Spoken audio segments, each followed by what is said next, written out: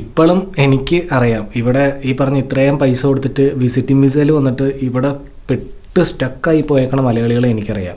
അവസാനം വേറെ ഒരു നിവൃത്തിയില്ലാത്തതുകൊണ്ട്. So guys, welcome back to another video. ഒന്നും പറയണ്ട, ചെറിയ പണിയൊക്കെ കിട്ടിയിട്ടിരിക്കുവാണ്, കാലൊക്കെ ചെറിയ സീനൊക്കെ ആയിട്ടിരിക്കുവാണ്. കണ്ട, ഞാൻ ഒന്ന് ഇവിടെ എൻ്റെ ആംഗിളൊന്ന് സ്പ്രെയിനായി. ഞാൻ കഴിഞ്ഞ ദിവസം ജോലിക്ക് പോകാനായിട്ട് ഇറങ്ങിക്കഴിഞ്ഞപ്പോഴത്തേക്കും ഒന്ന് വീണതാണ്.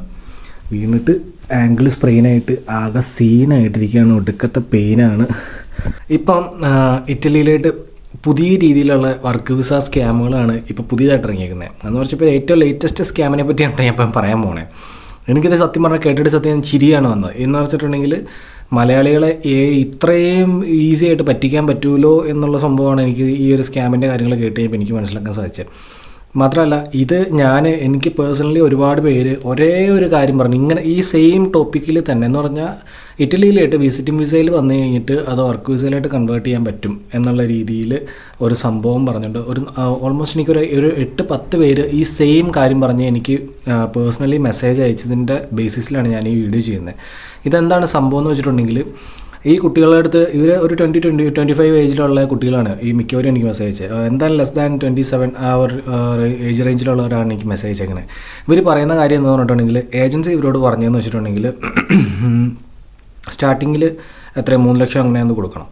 അപ്പം ഇവർ പ്രോസസ്സിങ് സ്റ്റാർട്ട് ചെയ്തിട്ട് ഇവിടുന്ന് വിസിറ്റിംഗ് വിസയിൽ നമ്മളെ നാട്ടിൽ നിന്ന് വർക്ക് വിസയാണ്, പക്ഷേ ഇവിടുന്ന് നമ്മൾ വിസിറ്റിംഗ് വിസയിൽ നമ്മൾ ഇറ്റലിയിൽ ചെന്നതിന് ശേഷം എന്താ പറയുക, പേപ്പർ കാര്യങ്ങളെല്ലാം ക്ലിയർ ചെയ്യാനും അത് ലീഗലി വർക്ക് പെർമിറ്റിലായിട്ട് മാറ്റാനുള്ള കാര്യങ്ങളെല്ലാം അവിടെ തന്നെ ആൾ ചെയ്തു തരും. നിങ്ങൾക്ക് വർക്കും കണ്ടുപിടിച്ച് വെയർ ഹൗസ് ഇങ്ങനെയൊക്കെ പറഞ്ഞ പല മേഖല ഇരുന്നിട്ട് നിങ്ങൾക്ക് ചൂസ് ചെയ്യാനുള്ള ഓപ്ഷനുണ്ട്. ഇങ്ങനെയൊക്കെയാണ് ഇവർ പറയുന്നതെന്നാണ്. ഓരോ ആളുകളും പല രീതിയിലാണ് പറയുന്നത്. എല്ലാവരും കൂടെ പറഞ്ഞ ആ ഒരു രീതിയിൽ ഞാനങ്ങ് ജസ്റ്റ് പറഞ്ഞെന്നുള്ളൂ. ശേഷം പിന്നെ അസിലോ പൊളിറ്റിക്കോ കാർഡ് ആക്കി കൊടുക്കാനായിട്ട് എന്നിട്ട് നിങ്ങൾക്ക് വർക്ക് ചെയ്യാൻ പറ്റുമെന്ന് വേറൊരു ആളോടും കൂടെ പറഞ്ഞിട്ടുണ്ടായിരുന്നു. അവിടെയാണ് എനിക്കിത് മനസ്സിലായെന്ന് വെച്ചാൽ, കാരണം എല്ലാവരും പല രീതിയിലല്ലേ ഈ ഇത് സംഭവം പറഞ്ഞത്. അപ്പോൾ അതിലൊരാൾ എന്നോട് പറഞ്ഞു, അസിലോ പൊളിറ്റിക്കോ ഇങ്ങനെ ഒരു പുതിയൊരു കാർഡുണ്ട്, ആ കാർഡ് ആക്കി തരാൻ പറ്റുമെന്നാണ് പറഞ്ഞിട്ട് വർക്ക് ചെയ്യാമെന്നാണ് പറഞ്ഞതെന്നുള്ളത്. ബ്രോ, അല്ലെങ്കിൽ അത് ചെയ്യുന്ന വിസിറ്റിംഗ് വിസയിൽ വരാൻ നിൽക്കുന്ന ആളുകൾ നിങ്ങൾ ചിന്തിക്കേണ്ട ഒരു കാര്യം എന്ന് പറഞ്ഞാൽ, പ്രത്യേകിച്ച് ഈ ഒരു ഏജ് ഗ്രൂപ്പിലുള്ള ആൾക്കാർ, ഈ അസിലോ പൊളിറ്റിക്കോ എന്ന് പറഞ്ഞാൽ ഈ കാർഡെന്ന് ഉദ്ദേശിക്കുന്ന സാധനം എന്ന് വെച്ചിട്ടുണ്ടെങ്കിൽ റിഫ്യൂജി സ്റ്റാറ്റസ് എന്നുള്ളൊരു സംഭവമാണ്. നിങ്ങൾ ഇവിടുത്തെ അഭയാർത്ഥിയാവുക എന്നുള്ള സംഭവമാണ്, മനസ്സിലായില്ലേ? നിങ്ങൾ ഇവിടെ വന്നിട്ടുണ്ടെങ്കിൽ നിങ്ങളുടെ പാസ്പോർട്ട് ഇവിടെ സറണ്ടർ ചെയ്യണം. ഇവിടുത്തെ എംബസിക്ക് നിങ്ങളുടെ പാസ്പോർട്ട് സറണ്ടർ ചെയ്യണം. ഇത് മാത്രമല്ല, ഈ കാർഡ് ഈ അസിലോ പൊളിറ്റിക്കോ എന്ന് പറഞ്ഞാൽ ഈ റിഫ്യൂജി സ്റ്റാറ്റസ് കിട്ടണമെങ്കിൽ, ഇത് കിട്ടണമെങ്കിൽ ഇത് ഓടി ചെന്നിട്ടുണ്ടെങ്കിൽ കിട്ടുന്ന പരിപാടിയല്ല. ഇത് നിങ്ങൾ ചെന്ന് കഴിയുമ്പോൾ നിങ്ങളുടെ പാസ്പോർട്ട് സറണ്ടർ നിങ്ങൾക്ക് ഒരു ഡേറ്റ് വരും. ആ ഡേറ്റിൽ ചെന്ന് കഴിയുമ്പോൾ നിങ്ങൾക്ക് ഹിയറിംഗ് ഉണ്ടാവും. നമുക്ക് ഒരു കോടതിയിൽ ഒരു കേസ് നമ്മുടെ നാട്ടിലുണ്ടായി കഴിഞ്ഞാൽ എത്ര വട്ടം നമ്മൾ കോടതി കയറി ഇറങ്ങേണ്ടതായിട്ട് വരും. അതുപോലെ തന്നെ പലവട്ടം ഹിയറിങ്ങിന് വിളിച്ച് ഓരോ പ്രാവശ്യത്തെ ഹിയറിങ്ങിൽ നിങ്ങൾ നുണയല്ല പറയണത്, നിങ്ങൾ പറഞ്ഞത് ലെജിറ്റായിട്ടുള്ള കാര്യമാണ്, അതുകൊണ്ട് നിങ്ങൾക്ക് അസിലം തരണോ എന്നുള്ളത് നിങ്ങൾ പറയുന്ന കാര്യങ്ങളനുസരിച്ച് അതിൻ്റെ അടിസ്ഥാനത്തിലാണ് അവർ തീരുമാനിക്കണേ. മനസ്സിലായില്ലേ? ഇതങ്ങനെ ഈസി ആയിട്ടുള്ള പരിപാടിയില്ല. അത് മാത്രമല്ല, നിങ്ങളിത് നിങ്ങളുടെ പാസ്പോർട്ടും സബ്മിറ്റ് ചെയ്ത് കഴിഞ്ഞാൽ പിന്നെ നിങ്ങൾക്ക് ഇന്ത്യയിലോട്ട് തിരിച്ചു പോകാനേ സാധിക്കത്തില്ല. സാധാരണ രീതിയിൽ ഒരു യൂറോപ്പിൽ വർക്ക് ചെയ്യുന്ന ഒരാൾ 2 കൊല്ലം കൂടി നാട്ടിൽ വന്നിട്ട് തിരിച്ച് പിന്നെയും കൂടി വരുന്ന പോലെ നിങ്ങൾക്ക് പോകാനും സാധിക്കില്ല, ഒന്നും ചെയ്യാൻ സാധിക്കില്ല. നിങ്ങളിവിടെ സ്റ്റക്കഡാണ്. മനസ്സിലായ? ഇത് പക്ക സ്കാമാണ് ശരിക്കും പറഞ്ഞിട്ടുണ്ടെങ്കിൽ. എന്ന് പറഞ്ഞാൽ ഏതൊക്കെ രീതിയിലാണ് പറ്റിക്കാനായിട്ട് ശ്രമിക്കണേ എന്നുള്ളത് എനിക്ക് മനസ്സിലാവാനുള്ളത്. എങ്ങനെ സാധിക്കുന്നടേ ഇതുപോലത്തെ നോണയൊക്കെ പറഞ്ഞ് മലയാളികൾ തന്നെയല്ലേ പറ്റിക്കണമെന്നുള്ള ആലോചന എനിക്ക് മനസ്സിലാവുന്നുള്ളത്. ഇതിലേറ്റവും വലിയ കാര്യം എന്താണെന്ന് പറഞ്ഞിട്ടുണ്ടെങ്കിൽ, കൂടുതലും എല്ലാ ആൾക്കാരും ഞാനിപ്പോൾ ഇവിടെ ഉള്ള നിങ്ങളവിടെ ഉള്ളതെന്ന് നിങ്ങൾക്ക് ഇങ്ങനെ പറയാൻ ചിലപ്പോൾ പറയണവർക്ക് മിക്കവർക്കും ചിലപ്പോൾ തോന്നിയേക്കാം. ആർക്കാണെങ്കിലും ഇപ്പോൾ യൂറോപ്പിലേക്ക് ഇറ്റലി തന്നെയല്ല, പല നല്ല രാജ്യം യൂറോപ്യൻ രാജ്യങ്ങളിലേറ്റും എങ്ങനെയും കുടിയേറണം, നല്ലൊരു ജീവിതം നിലവാരം ഉണ്ടാക്കണം, നന്നായിട്ട് ജീവിക്കണം എന്നൊക്കെയുള്ള ആഗ്രഹങ്ങളും കൊണ്ട് നടക്കുന്ന ആളുകളായിരിക്കും ഒട്ടുമിക്ക എല്ലാ മലയാളികളും. അപ്പം അതിനൊരവസരം എന്നുള്ള രീതിയിൽ ഇങ്ങനെ ഉണ്ടാകുന്ന ഇങ്ങനെയെങ്കിൽ ഇങ്ങനെ പോയേക്കാം എന്നായിരിക്കും എല്ലാവരും ചിന്തിക്കുന്നത്.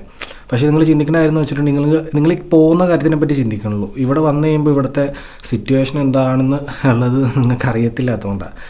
പിന്നെ ഓൾമോസ്റ്റ് ഒരു മലയാളികളും തന്നെ ഇവിടുത്തെ സാഹചര്യങ്ങൾ എങ്ങനെയാണ്, എന്താ സംഭവം എന്നൊന്നും ആരോടും പറയത്തില്ല.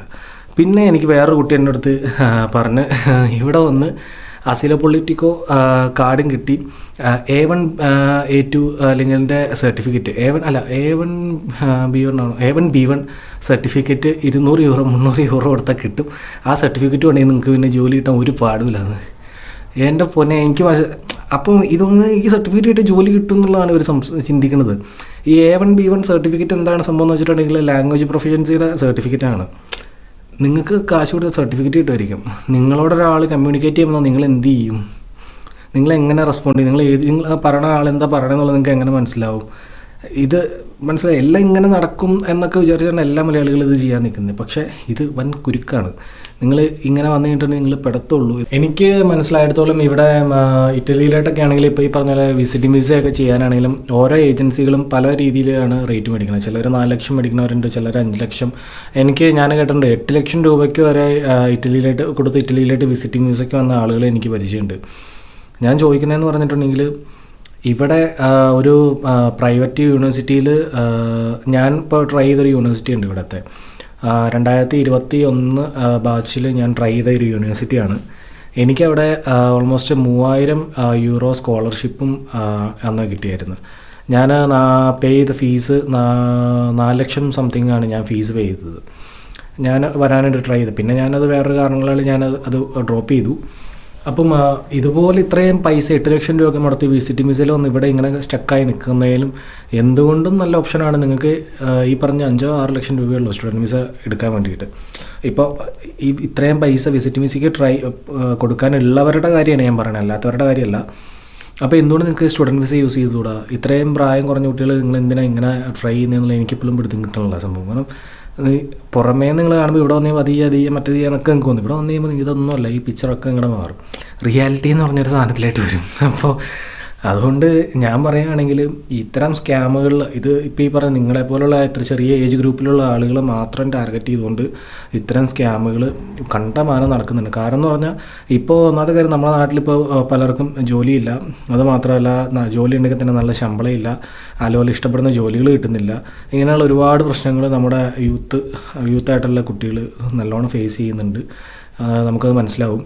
അപ്പം ഈ ഒരു എന്താ പറയുക, ഈ ഒരു അവസ്ഥ അല്ലെങ്കിൽ ഈ ഒരു സിറ്റുവേഷനെ ചൂഷണം ചെയ്യുന്ന ഒരു കണ്ടീഷനാണ് ഇപ്പോൾ നമ്മുടെ നാട്ടിലെ ട്രാവൽ ഏജൻസികളാണെങ്കിലും ഇങ്ങനത്തെ ഏജൻസികളൊക്കെ തന്നെ ചെയ്തു വരുന്നൊരു കാര്യം എന്ന് പറഞ്ഞിട്ടുണ്ടെങ്കിൽ. അപ്പം ഞാൻ പറയുകയാണെങ്കിൽ പരമാവധി നിങ്ങൾ ഇങ്ങനത്തെ സ്കാമിൽ പോയി വീഴാതിരിക്കുക. പിന്നെ ഇറ്റലിയുടെ കാര്യത്തിലാകുമ്പോൾ ഇറ്റലി എന്നുള്ളൊരു സംഭവം ഇപ്പോൾ തന്നെ നിങ്ങൾ മാക്സിമം പരമാവധി നിങ്ങളെ കൊണ്ട് പറ്റുന്ന രീതിയിലുള്ള എല്ലാ കോൺടാക്റ്റ് വഴിയാണെങ്കിൽ നിങ്ങൾ പരമാവധി റിസർച്ച് ചെയ്യുക. ഇവിടുത്തെ അറിയാവുന്ന ആളുകളുടെ അടുത്താണെങ്കിലും അല്ല ഒരാളുടെ അടുത്തൊന്നുമില്ല, ഒരു 10 പേരോട് നിങ്ങൾ അന്വേഷിക്കുക എങ്ങനെയാണ് ഇവിടുത്തെ പേപ്പർ വർക്ക്, ഈ വിസിറ്റിംഗ് വിസയിൽ വന്ന് ഇവിടുത്തെ കാര്യങ്ങൾ നടക്കുമോ. ഇതൊന്നും നടപ്പില്ല. ഇപ്പോഴും എനിക്ക് അറിയാം ഇവിടെ ഈ പറഞ്ഞ ഇത്രയും പൈസ കൊടുത്തിട്ട് വിസിറ്റിംഗ് വിസയിൽ വന്നിട്ട് ഇവിടെ സ്റ്റക്കായി പോയേക്കണ മലയാളികളെ എനിക്കറിയാം. അവസാനം വേറെ ഒരു നിവൃത്തിയില്ലാത്തതുകൊണ്ട്, കാരണം ഇവിടെ ഈ എല്ലായിടത്തും ഇപ്പോൾ ഭയങ്കരമായിട്ട് ഇപ്പം 2025 ഇവിടുത്തെ ജൂബിലി എന്ന് പറഞ്ഞ പുതിയൊരു സംഭവമുണ്ട്. 2025 5 വർഷം കൂടുമ്പോൾ ഇവിടെ ഉണ്ടാകുന്ന ഒരു ജൂബിലി എന്തോ ആണ്.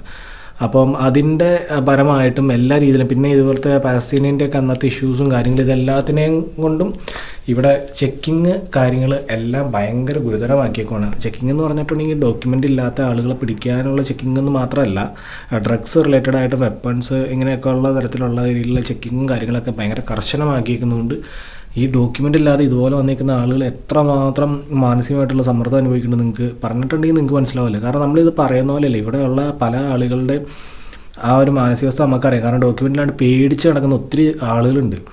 അപ്പം നിങ്ങൾ വന്നിട്ടുണ്ടെങ്കിലും നിങ്ങൾ ഈ ഒരു സെയിം സ്റ്റേജിൽ തന്നെയായിരിക്കും ഉണ്ടാവുക. അപ്പോൾ ആ ഒരു റിയാലിറ്റി എന്താണെന്നുള്ളത് മനസ്സിലാക്കിയിട്ട് നിങ്ങൾ ഇതിനൊക്കെ നിൽക്കുക എന്നുള്ളതാണ് എൻ്റെ ഒരു ഒപ്പീനിയൻ, പേഴ്സണലി ഒപ്പീനിയൻ. അല്ലാതെ ചെയ്യാൻ നിൽക്കുന്നവർ പറ്റുമെങ്കിൽ സ്റ്റുഡൻറ്റ് വിസ ട്രൈ ചെയ്യുക. എൻ്റെ പേഴ്സണലി ഒപ്പീനിയനാണ്, ഞാൻ നിങ്ങളെ ഇതാക്കുന്നതല്ല. ഞാൻ എൻ്റെ ഒരു എക്സ്പീരിയൻസ് വൈസും അതുപോലെ ഞാനിവിടുത്തെ ഉള്ള പല ആളുകളുടെ ജീവിതം കണ്ടിട്ടും കൂടെയാണ് ഈ സംഭവം പറയുന്നത്. നിങ്ങൾ സൂക്ഷിച്ച് ഏജൻസിക്കാർ പറയണത് എന്താണെന്നുള്ള മനസ്സിൽ കേട്ടിട്ട് മാക്സിമം പുറത്ത് ഏതെങ്കിലും എന്താ പറയുക ഈ സോഴ്സിക്കടെ അന്വേഷിച്ച് മനസ്സിലാക്കാൻ നോക്കുക എന്നുള്ളതാണ് എനിക്ക് പറയാനുള്ളൂ. എനിവേ ഇത് എനിക്ക് പറയണമെന്ന് തോന്നി, കാരണം എനിക്ക് പേഴ്സണലി ഒത്തിരി കുട്ടികൾ എനിക്ക് മെസ്സേജ് ചേട്ടാ ഇത് ഇങ്ങനെ ഒരു സംഭവം കേൾക്കണ്ടല്ലോ, ഇതെന്താ ചെയ്യേണ്ടത്, ഇതുള്ളതാണോ? ഞാൻ പൊന്നു ബ്രോ ഇതല്ല സംഭവം. പെൺകുട്ടികളുണ്ട് എന്നുള്ളതാണ് മനസ്സിലാക്കേണ്ടത്. എന്ന് വെച്ചാൽ ഒരു 23 ഏജിലൊക്കെ ഉള്ള പെൺകുട്ടികൾ വരെയാണ് എനിക്ക് മെസ്സേജ് അയച്ചിട്ടുണ്ട്, ചേട്ടാ ഇതൊന്ന് പറഞ്ഞു തരൂ എന്നുള്ള രീതിയിൽ. മക്കളെ നിങ്ങൾ ഇത് പെടരുത്, ഇത് സ്കാമാണ് സംഭവം.